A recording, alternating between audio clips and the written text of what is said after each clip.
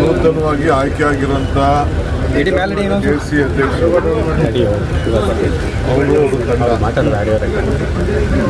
ಅವರೆಲ್ಲ ಒಂದು ಭೇಟಿ ಮಾಡಿದ್ರು ನನ್ನ ಮುಖ್ಯಮಂತ್ರಿಗಳನ್ನ. ಅವರು ಮನವಿ ಕೊಟ್ಟಿದ್ದಾರೆ, ನಾವು ಇವತ್ತು ಕ್ಯಾಬಿನೆಟಲ್ಲಿ ಚರ್ಚೆ ಮಾಡಿ ತೀರ್ಮಾನ ಮಾಡ್ತೀವಿ ಅಂತ ಹೇಳ್ತೇವೆ. ಆದರೆ ಆಕ್ಸಿಡೆಂಟ್ ಆಯಿತು, ಅನೇಕ ತಪ್ಪುಗಳು ಆಗಿದೆ. ಸೊ ಅದೆಲ್ಲ ಸರಿಪಡಿಸ್ಕೊಂಡು ಗೈಡ್ಲೈನ್ಸ್ ಮೇಲೆ ನಾವೊಂದು ಓಪನ್ ಮೈಂಡ್ ಇದ್ದೀವಿ. ನಾನಂತೂ ವೈಯಕ್ತಿಕವಾಗಿ ನಮ್ಮ ರಾಜ್ಯದ ಒಂದು ಗೌರವದ ವಿಚಾರ ನಾವು ಹಾಳು ಮಾಡ್ಕೋಬಾರ್ದು ಅನ್ನೋದು ನಮ್ಮ ಆಸೆ. ಅದನ್ನೆಲ್ಲ ನಾನು ಮಾತಾಡ್ತೀನಿ. ಅಲ್ಟಿಮೇಟ್ಲಿ ಕ್ಯಾಬಿನೆಟಲ್ಲಿ ಇಟ್ಟು ಸಾಯಂಕಾಲ ನಿಮಗೆ ತಿಳಿಸ್ತೇವೆ. ವಿಚಾರಕ್ಕೆ ಸಂಬಂಧಪಟ್ಟಾಗ ಬಿಜೆಪಿ ತೀವ್ರವಾಗಿ ವಿರೋಧ ವ್ಯಕ್ತಪಡಿಸ್ತಾ ಇದೆ.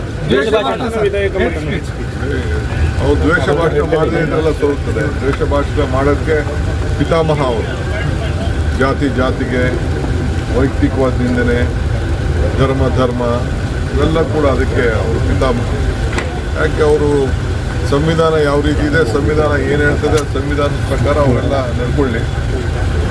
ಸಂವಿಧಾನ ಗೌರವ ಕೊಡಬೇಕು ಅಂತ ಅವ್ರಿಗೂ ಇಚ್ಛೆ ಇದ್ದರೆ ಇದೆಲ್ಲ ಸಂವಿಧಾನದ ರಕ್ಷಣೆಗೆ ನಾವು ಇದು ಮಾಡ್ತೇವೆ. ಕೆಲವು ಸತ್ಯವನ್ನೇ ಹೇಳಿದ್ರೆ ಅದು ಆ ಸತ್ಯ ಇನ್ನೊಬ್ಬರಿಗೆ ದ್ವೇಷ ಅಂತ ಅನ್ಸುತ್ತೆ. ಹಾಗಾಗಿ ನೀವು ಯಾವ್ದೊಂದು ದ್ವೇಷ ಅಂತ ಫೈಂಡ್ ಔಟ್ ಮಾಡ್ತೀರಿ ಅಂತ ಕೇಳ್ತಿದ್ದಾರೆ. ಅಸೆಂಬ್ಲಿ ಮತ್ತಷ್ಟು ಸುದ್ದಿಗಳಿಗಾಗಿ ನೋಡ್ತಾ ಇರಿ ಪಬ್ಲಿಕ್ ನ್ಯೂಸ್ 24x7. ಇದು ಸತ್ಯದ ಧ್ವನಿ.